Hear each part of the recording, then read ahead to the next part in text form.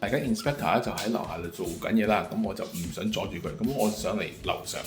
今日咧就想同大家講咗地板先啦。呢一間嘅地板咧，其實咧就係標打佢自己做嘅。佢地板咧就係 laminate 嚟嘅。有啲咩好處咧？好處就係佢非常之硬淨，就係你跌啲嘢落去，其實都冇乜機會會整得爛㗎啦。但係唔好嘅地方咧就係佢唔防水嘅，同埋咧。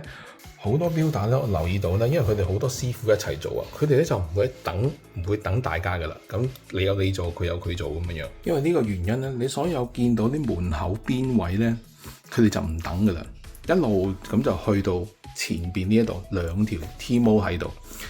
如果你譬如你揾裝修師傅去做過咧，咁佢哋咧通常咧都會由呢一度開始，咁咧就唔會有咗呢一啲個位啦。問題大唔大呢？咁都唔算嘅。如果個個都係大人啊，行動係方便嘅話呢，咁都可能係叫做硬少少腳嘅啫。